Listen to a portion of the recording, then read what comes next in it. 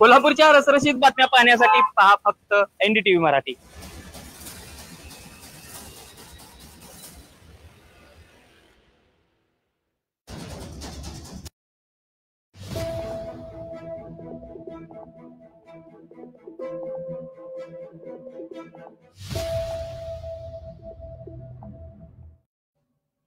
नमस्कार, मी शिल्पा गुजर. सुखी जीवनाचा मंत्र या आमच्या लाईव्ह शो मध्ये तुम्हा सगळ्यांचं खूप खूप मनापासून स्वागत आहे.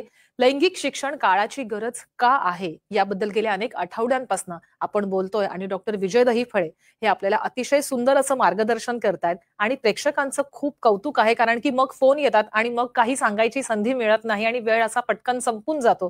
त्याच्यामुळे सगळ्यात आधी माझ्या सगळ्या प्रेक्षकांचं खूप खूप मनापासून अभिनंदन की ते इतक्या छान पद्धतीने प्रश्न विचारतात आणि आपला हा शो एका वेगळ्याच उंचीवरती नेऊन ठेवतात. आपल्याला कार्यक्रमाची सुरुवात करायची आहे, पण त्याच्या आधी डॉक्टर विजय दहीफळे सर यांच्या अचीव्हमेंट्स बद्दल जाणून घेऊयात विज्युअल्सच्या माध्यमातून.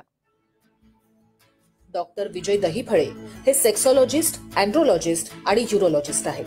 ते आंतरराष्ट्रीय पातळीवर नावाजलेले डॉक्टर असून या समस्येने त्रासलेल्या लोकांसाठी आशेचा किरण म्हणून कार्य करत असतात. डॉक्टरांची क्लिनिक्स छत्रपती संभाजीनगर, पुणे, दादर, नेरूळ, खारघर, कल्याण, नाशिक, नागपूर व दुबई इथे आहेत. डॉक्टर विजय दहीफळे हे देशविदेशात जाऊन लैंगिक शिक्षण या विषयावर मार्गदर्शन करत असतात. तर सगळ्यात महत्वाचं अर्थातच सरांचं स्वागत करायचं आहे. सर, खूप खूप स्वागत आहे तुमचं कार्यक्रमात. नमस्कार. तर आजचा आपला विषय आहे पुरुषांमधील अंगाचे विभिन्न आकार भाग 2. आपण मागच्या आठवड्यामध्ये या संदर्भात बोललो होतो, पण हा विषय इतका मोठा आहे की एका एपिसोडमध्ये याच्याबद्दल चर्चा करणं शक्य नाहीये आणि प्रेक्षकांचे इतके सारे प्रश्न आम्हाला व्हॉट्सअपवरती येत आहेत. त्याच्यामुळे हा एपिसोड आम्ही पुन्हा एकदा या आठवड्यामध्ये घ्यायचं ठरवलेलं आहे. सर, या विषयाबद्दल तर बोलायचंच आहे, पण मागच्या आठवड्यामध्ये मी सांगितलेलं माझ्या प्रेक्षकांना की इंडियन मेडिकल असोसिएशन तर्फे एक कॉन्फरन्स आयोजित केलेली आणि तुम्हाला प्रमुख पाहुणे म्हणून बोलवलेलं. तर तो अनुभव नेमका कसा होता तो आमच्या प्रेक्षकांना प्लीज सांगा. नक्कीच. सर्वप्रथम मी आपल्या जगभरातील NDTV मराठीच्या या सुखी जीवनाच्या मंत्राच्या लाईव्ह भागामध्ये अगदी तुमचं मनापासून स्वागत, तुमचं अभिनंदन आणि तुमचं कौतुक. का, जसं एखाद्या वर्गात आपण होमवर्क देतो ना की लैंगिक शिक्षण काळाची गरज आणि पुरुषातील अंगाचे विभिन्न आकार, त्या प्रकारे तुम्ही प्रश्न काढता, विचारता, त्यामध्ये इन्व्हॉल्व्ह होता. आता महत्वाची गोष्ट सांगतो, जसं समुपदेशन सर्व आपल्या बघणाऱ्यांना व्यवस्था चालू आहे, तसंच डॉक्टरांना देखील IMA Pune, Indian medical association Pune गेल्या रविवारी गुढीपाडव्यानिमित्त त्या ठिकाणी ही CME झाली, role of shock wave in sexual dysfunction, ही पूर्ण कॉन्फरन्स ऑर्गनाईज केली होती. त्या ठिकाणचे प्रेसिडेंट राजन संचेती, त्याच ठिकाणी कन्व्हेनर गीतांजली, त्यानंतर त्या ठिकाणी ओसवाल आणि सचिन लकडेजी आणि पूर्ण ऑर्गनायझिंग कमिटी त्या ठिकाणी इन्व्हॉल्व होती IMAची.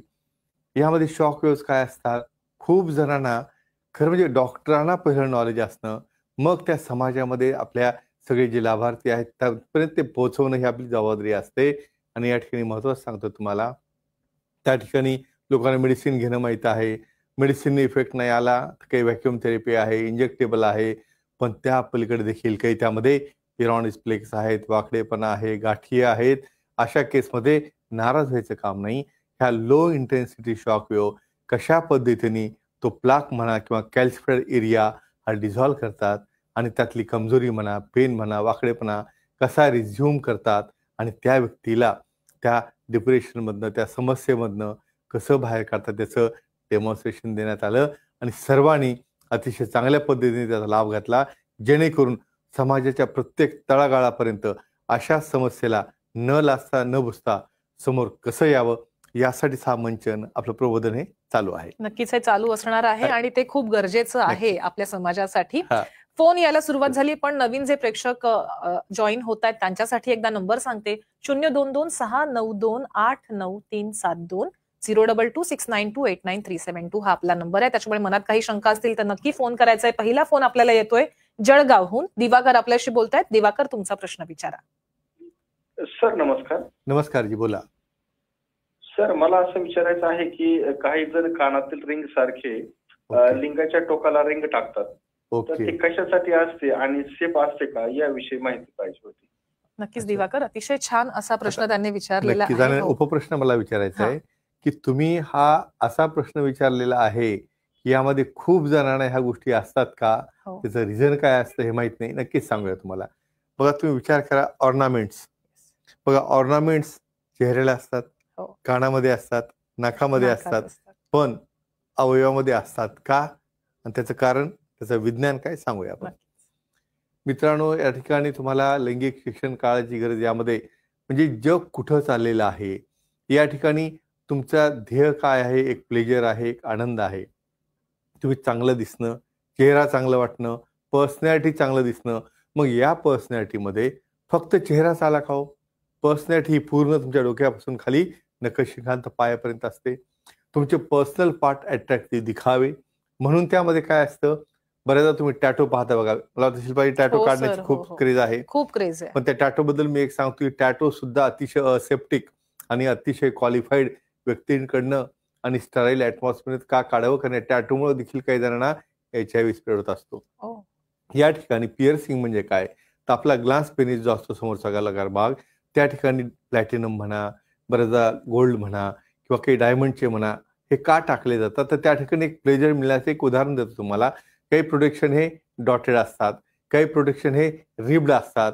तर अशा पद्धतीने प्रोटेक्शन न वापरता नॅचरल आपल्या लिंगाला, अवयवाला काही त्या ठिकाणी फ्रिक्शन डिव्हायसेस, ज्यामुळं की स्वतःला आणि समोरच्या पार्टनरला देखील एन्जॉयमेंट मिळेल, अशा पद्धतीने हे डिव्हायसेस असतात. इव्हन फिमेलमध्ये देखील क्लॅटरल रिजनमध्ये, बऱ्याचदा लोअर लिप रिजनमध्ये किंवा आईज कॉर्नरमध्ये हे असतं.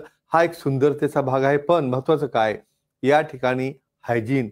अहो, तुमची हायजीन किती चांगली असली पाहिजे.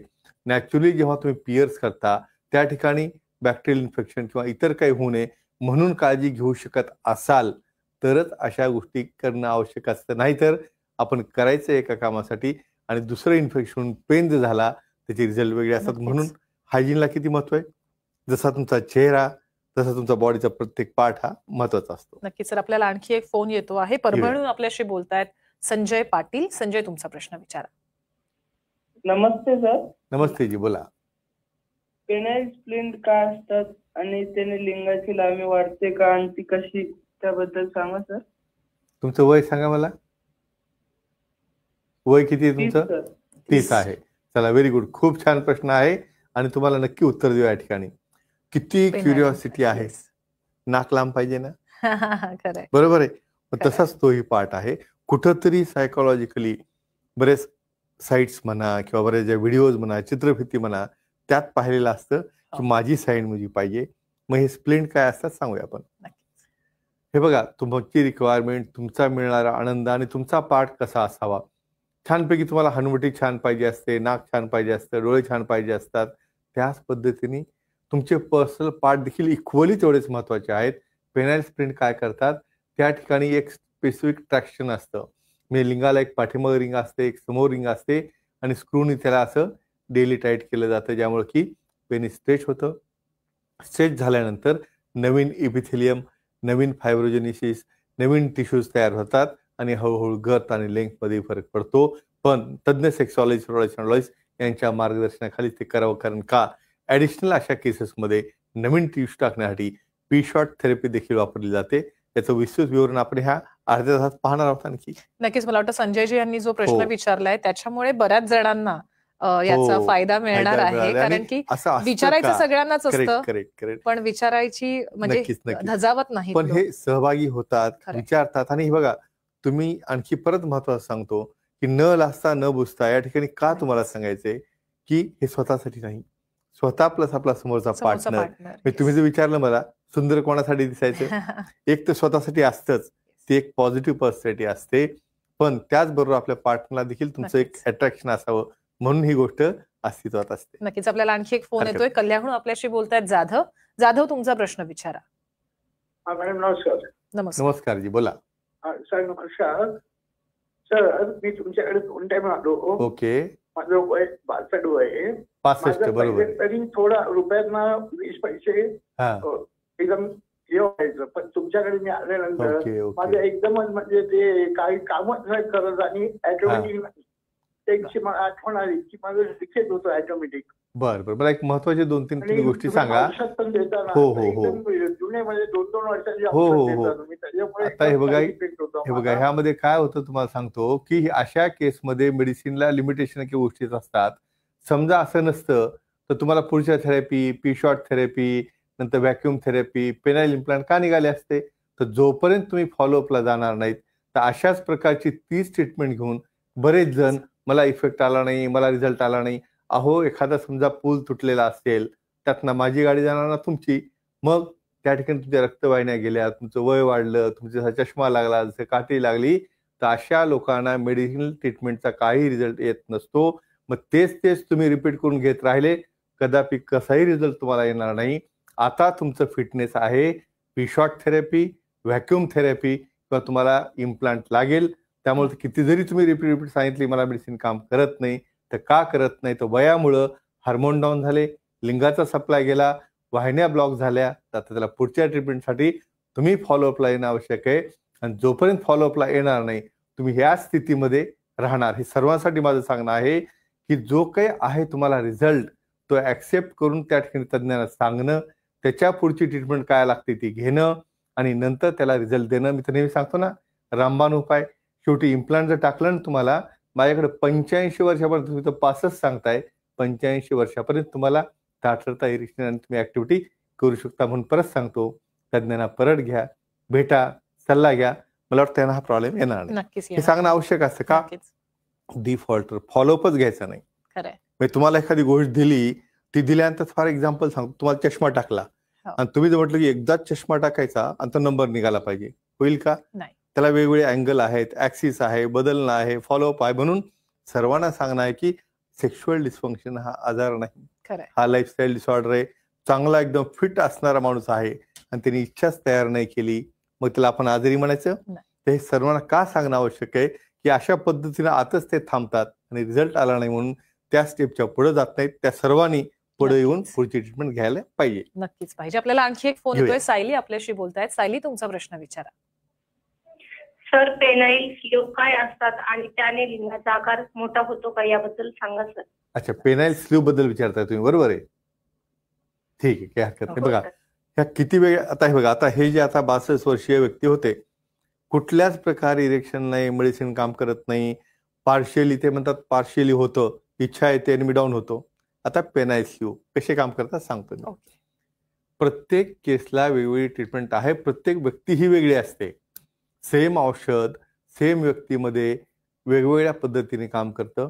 पेनाइल स्लीव म्हणजे सिलिकॉनचे बनलेले, रबरचे बनलेले एक डुप्लिकेट फॉर्म असलेले एक्सटेंडर असतात. स्लीव म्हणजे काय? एक कॉलर. म्हणजे समजा पार्शियली ताठता येत असेल, त्याची लेंथ मेंटेन राहत नसेल, ओल्ड एजमुळे त्यामध्ये ताठता टिकून राहत नसेल, तर या स्लीव पाठीमुळे त्याला रिंग असतात.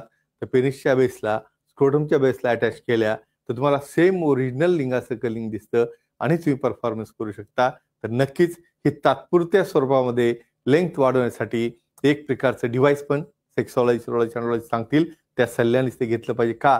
कारण ते वापरावं कसं ते देखील अतिशय महत्वाचं असतं. नक्की सायली यांनी अतिशय चांगला प्रश्न विचारला होता, त्याच्यामुळे अभिनंदन सायली आणि खूप खूप कौतुक तुमचं. आपल्याला अजून एक फोन येतोय. आपल्याशी अंकिता बोलतायत नाशिकहून. अंकिता, तुमचा प्रश्न विचारा. सर नमस्कार. नमस्कार जी, बोला. सर, मला हे विचारायचं आहे की नियमित संबंध ठेवल्याने कॅलरीज बर्न होतात का आणि त्या किती प्रमाणात?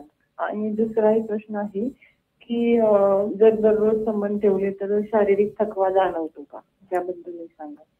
नक्कीच अंकिता, अतिशय सुंदर आणि अतिशय छान असा प्रश्न त्यांनी विचारलाय. पहिला त्यांनी विचारले की कॅलरीज बर्न होतात का आणि दररोज संबंध ठेवले तर थकवा येतो का. हा, आता हा किती जणांना विचार असेल प्रश्न? खूप जणांना. त्यांचं अगदी मनापासून अभिनंदन कौतुक. का? बऱ्याचदा आपण सेक्सरसाइज किंवा एक्सरसाइज आणि कॅलरीज कशा बनवतात सांगूया.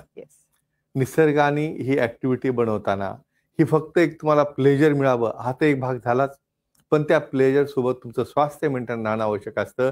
तुम्ही जर मला विचारलं की किती कॅलरीज बर्न होत असतात, तर या ठिकाणी 1 मिनिटाच्या ऍक्टिव्हिटीमध्ये 5 कॅलरी बर्न होतात आणि जर तुम्ही 30 मिनिटापर्यंत परफॉर्म केलं तर 150 कॅलरीज बर्न होतात. मग या ठिकाणी जसं ट्रेडमिलवर जर तुम्ही एखादी एक्सरसाइज करता त्या टाईपमध्ये जेवढ्या कॅलरीज पण बनवायला लागतात, पण पार्टनरची संमती असेल आणि तुम्हाला कम्फर्ट असेल, कम्फर्ट का म्हणतोय. आता दुसऱ्या प्रश्नाचं उत्तर, तुम्ही एकमेकाची संमती असणं, एकमेकाला त्यात आवड असणं, त्यात इंटरेस्ट असणं, या गोष्टीवर त्याचा रिझल्ट अवलंबून असतो. त्यामुळे ते दररोज केलं काय किंवा आठवड्यातून 2दा केलं काय किंवा एकदा केलं काय हे काउंट करण्यापेक्षा किती चांगल्या पद्धतीने तुम्ही केलं, तुम्ही दोघंही त्यामध्ये कितीदा इन्व्हॉल्व्ह होता, आणि दोघं जेव्हा इन्व्हॉल्व्ह असतात ना, दोघांची जेव्हा संमती असते ना, अशा कंडिशनमध्ये कुठल्याही प्रकारचा पेन किंवा कुठल्या प्रकारचा थकवा या ठिकाणी जाणवत नाही. आणखी काही ॲडिशनल त्याला काही कारण असेल का, तर सेक्सॉलॉजी भेटल्यानंतर नक्कीच तुम्हाला लक्षात येईल. मला वाटतं आता हे लक्षात आलं. कन्सेंट, संमती आणि ही एकट्याची क्रिया नाहीये. दोघांनी समरस झाल्याशिवाय ही होत नसते. खरंय. आणि जेव्हा मग असा पेन होतो त्यावेळेस एक ऍक्टिव्ह असतो आणि दुसरा इनॅक्टिव्ह असतो. नक्कीच. आपल्याला अजून चालेल. एक फोन येतोय. सोनाली आपल्याशी बोलतायत नाशिकहून. सोनाली, तुमचा प्रश्न विचारा. नमस्कार सर. नमस्कार जी, बोला. सर, पिशॉट थेरपी काय असते आणि त्यामुळे लिंगाचा आकार वाढतो का, याबद्दल माहिती द्या. अच्छा, तुमच्या पार्टनरला काही डायबिटीज किंवा ब्लड प्रेशर असं काही आहे का त्रास? नाही सर. बरं बरं, ठीक आहे, चालेल चालेल, हरकत नाही. सांगा, तुम्ही खूप छान प्रश्न विचारलेला आहे म्हणून हा उपप्रश्न विचारला. सांगूया आपण. मग बोलता बोलता आपण, मी बोललो ना, आपण अर्ध्या तासामध्ये आणखी डिस्कस करूया. तर आता परत मी त्या व्यक्ती ज्या बोलल्या की तुम्हाला एक महत्त्वाचं सांगतो की तुमच्या अवयवामध्ये बदल होतो की नाही, वयानुसार बदल होतो, हार्मोन्स बदलतात, चेंज होतात. मग अशा वेळेला काय करायचं सांगूया आपण. नक्कीच. प्रत्येक ट्रीटमेंटला लिमिटेशन असतात. ते लिमिटेशन ऍक्सेप्ट करणं आणि त्याच्या पुढची स्टेप घेणं हे फार आवश्यक असतं. समजा आता जसं हे ग्रस्त बोलले की मला मेडिसिनने काहीच होत नाही, मग अशा केसमध्ये, या केसमध्ये नवीन रक्तवाहिन्या, नवीन पेशी, नवीन टिश्यू तयार करण्यासाठी काही स्पेशल ॲक्टिवेटेड प्लेटलेट असतात.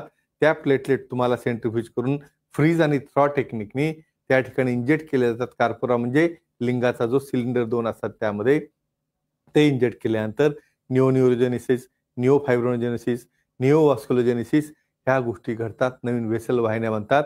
आणि ज्या व्यक्तीला मेडिसिन काम करत नाही अशा व्यक्तीला पिशॉट थेरपी दिल्यानंतर डेकेर थेरपी असते, व्हॅक्यूम थेरपी अप्लाय केलं त्यांना अतिशय छान रिझल्ट येत असतो. म्हणून मित्रांनो, तुम्हाला परत सांगतो, कुठल्याही कंडिशनमध्ये तुम्ही 3 महिन्याचा फॉलोअप का आवश्यक असतो. अर्धवट ट्रीटमेंटला आपण डिफॉल्ट असं म्हणतो, आणि डिफॉल्ट कंडिशनमध्ये आपण त्या ठिकाणी तुम्ही वरच्यावर रिव्हर्स आणि निगेटिव्ह कंडिशनमध्ये जाता. म्हणून तुमचा पेशन्स, तुम्ही फॉलोअप ठेवणं, तज्ज्ञांना भेटणं आणि रियालिटीमध्ये गोष्टी सांगणं हे अतिशय आवश्यक असतं. ज्यामुळं की प्रॉपर अचूक निदान करून अचूक ट्रीटमेंट जर मिळाली तर मला वाटतं यामध्ये कोणालाच नाराज व्हायची गरज नाही. नक्कीच. सर, आपल्याला मेलवरती एक प्रश्न आला होता हरकत नाही. आणि मला वाटतं तो प्रश्न बरेच जणांनी विचारला अच्छा, होता. ओके. संबंध ठेवताना जर हा. लिंगांमध्ये काही व्याधी असेल हा, तर, आणि पार्टनरला वेदना होत असतील त्यामुळे, नक्कीच, नक्कीच. तर त्याच्यावर काही उपाय आहे का? हा, मी असं म्हणेन की आपल्या मेलवरच्या फार कॉमन यादीतला एक प्रश्न आहे. का? काय प्रश्न आहे? कारण प्लेजर एकाला मिळतं आणि एकाला पेन होतो. होतं. आणि असं जर असेल तर आनंद मिळेल का? नाही. सांगूया आपण. नक्कीच. मित्रांनो, बऱ्याचदा आपल्याकडे लुब्रिकंट वापरतात का किंवा लुब्रिकंट वापरायला पाहिजे का, हा इतका मोठा विषय आहे की त्या लाजेमुळे तुम्ही बऱ्याचदा सांगत सुद्धा नाही, मला पेन होतोय. वयोमानाने त्या ठिकाणी ड्रायनेस होणं किंवा मिनोपॉजच्या जवळ आलं तर इस्ट्रोजनच्या मात्रा कमी होतात, त्या ठिकाणी पेन व्हायला लागतो, ड्रायनेस होतो. मग अशा केसमध्ये पार्टनरचं वय वाढल्यानंतर काही कारणामुळे त्या ठिकाणी वाकडेपणा असेल, बेंड असेल, आणि अशा कंडिशनमध्ये ते थ्रस्टिंग करण्याचा प्रयत्न करत असतील, त्या ठिकाणी म्युकोजाला रबिंग झालं की त्या ठिकाणी पेन होतो, बर्निंग होतं, बऱ्याचदा कट्स देखील बसतात. मग अशा केसमध्ये फिमेल पार्टनरला वारंवार इन्फेक्शन होणं, व्हाईट डिस्चार्ज राहणं, त्या ठिकाणी पेन होण्याला डिस्पर्निया म्हणतो. यामध्ये एकच करायला लागतं, प्रॉपर पोझिशन त्या ठिकाणी घेणं. मग जरी जो अँगल आहे वाकडेपणाचा, एक तर तज्ज्ञांना भेटून त्याला पी शॉट किंवा काही सर्जरी करून ओके करणे, किंवा समजा तुम्ही जर नाहीच केलं तर मग अशा पोझिशन घेणे ज्यामध्ये की समोरच्या पार्टनरला कम्फर्टेबल मिळेल. मी बरेचदा सांगतो 476 पोझिशन आहेत, आणि लिमिटेड त्या पोझिशनमध्ये तुम्ही जर अँगल चेंज केला आणि लुब्रिकंट वापरले तर मला वाटतं कुठल्याही पार्टनरला याचा त्रास होणार नाही. आणि नेहमी एक महत्त्वाचं सांगतो, एका पार्टनरने दुसऱ्या पार्टनरची काळजी इतकी घेणं आवश्यक असतं की त्याला प्लेजर मिळतो का पेन होतो, हा त्याने जरी नाही सांगितलं ना, पेन हा तुमच्या चेहऱ्यावर दिसतो. म्हणून मी बऱ्याचदा काय सांगतो, डिस्कशन, कम्युनिकेशन हे आपल्या ऍक्टिव्हिटीमध्ये फार महत्वाचं असतं. पार्टनरची कन्सेंट फार महत्वाची आहे आणि दोघांचं कम्युनिकेशन का म्हणतो, बरोबर. तुम्ही सांगा, आपल्याकडे कुणी डिस्कस करतं का, मला छान वाटलं किंवा मला आणखी पाहिजे किंवा मला आता फार कमी वाटलं हो. किंवा मला हे सांगणं डिस्कस करणं फार आवश्यक आहे. नाही तर हे जे डिस्ट्रॅक्शन आहेत ना फॅमिलीचे, तुम्हाला काय पाहिजे तुम्हाला माहित नाही, खरंय. समोरच्याला काय द्यायचं त्याला कळत नाही, म्हणून कम्युनिकेशन असणं आवश्यक असतं. नक्की सर, अजून एक मेलवरती प्रश्न होता, तो म्हणजे हरकत तोही कॉमन होता, ओके. पण खूप जणांनी विचारलेला नक्कीच, की हरकत. ट्रॅफिक कोण प्रकारचं लिंग नेमकं काय असतं आणि ते हा, हा. नॉर्मल असतं का? असे 21 प्रकार आपले आहेत. बरं, गेल्या वेळेस आपण मशरूम हेड पाहिलेलं मशरूम आहे, हेड, विचारलेलं. yes, yes. आता हे ट्रॅफिक कोण Traffic काय cone. सांगूया. नक्कीच. मित्रांनो, हे का डिस्कशन चालू असेल बरं, हे का माहिती पाहिजे तुम्हाला? अहो, तुम्हाला नॉर्मल काय आहे हे जर कळलं नाही तर तुम्हाला ॲबनॉर्मल काय आहे कसं कळणार? कारण फॉर एक्झाम्पल देतो, माझ्याकडे बरेचदा कपल असं भांडणं करून येतात की सर म्हणे हे लहानच आहे म्हणे, मला आवडतच नाही आणि अशा पद्धतीने कसं तरी वेगळं दिसतं म्हणे. अहो, ते व्हॅरिएशन पैकी एक आहे. यामध्ये ट्रॅफिक कोन म्हणजे आपण डिव्हायडरवर पाहतो बघा की समोरचा भाग निमुळता आहे आणि बेसला ब्रॉड होत चाललेला आहे. अशा प्रकारचे देखील लिंग असतात ज्यामध्ये की टीप हे नॅरो असतं आणि मागं ते ब्रॉड झालेलं असतं. हे देखील व्हॅरिएशन नॉर्मल असतं आणि यामुळे जर तुम्हाला काही अडचण येत असेल, ऍक्ट करताना काही प्रॉब्लेम येत असेल तर नक्कीच त्या ठिकाणी मी ऍडवाइस करतो, मागच्या साईडला बेसला ब्रॉड असल्यामुळं लुब्रिकंट वॉटर बेस आहे, सिलिकॉन बेस आहे, हे वापरल्याने तुम्हाला तो त्रास देखील टाळता येतो. आणि अधिक काही माहिती पाहिजे असेल तर सुखी जीवनाच्या मंत्राच्या पुस्तकात आहे आणि सेक्सॉलॉजी, युरोलॉजी, अँड्रॉलॉजी आणि तज्ञ नक्कीच यावर ट्रीटमेंट देऊ शकतात. नक्कीच. आणि सुखी जीवनाचं मंत्र हे हा. पुस्तक जर तुम्हाला हवं असेल तर फोन करायचा आहे किंवा संपर्क करायचा आहे 9822324448 या नंबरवरती. म्हणजे SGMचं पुस्तक जर तुम्ही वाचलं तर तुमच्या मनातल्या बऱ्याचशा शंका या नक्कीच त्याचं निवारण होणार आहे. सर, वेळ थांबतीये कारण की फोन इतके येत आहेत, हो. पण थांबावं लागणार आहे. काहीच नाही करू शकत आपण, आपली फक्त वेळ संपलेली दोनच आहे. प्रकार झाले आपले, फक्त 21 बाकी दोनच आहेत. प्रकार झाले. हो, म्हणजे मागच्या आठवड्यात एक आणि या आठवड्यामध्ये एक. म्हणजे किती भाग होतील?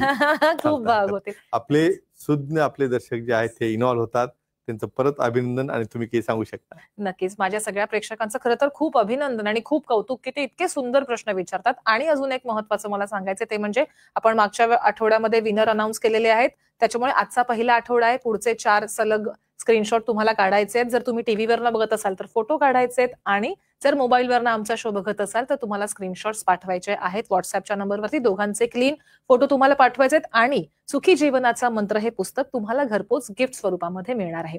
सर, तुम्ही आज आमच्या प्रेक्षकांना इतकं छान मार्गदर्शन केलं त्यासाठी तुमचे खूप खूप मनापासून आभार. धन्यवाद. आणि आता आम्ही इथेच थांबणार आहोत, पण पुन्हा भेटणार आहोत पुढच्या शनिवारी रात्री 11:30 वाजता सुखी जीवनाचा मंत्र या तुमच्या आणि आमच्या लाडक्या शो मध्ये. तोपर्यंत नमस्कार. नमस्कार.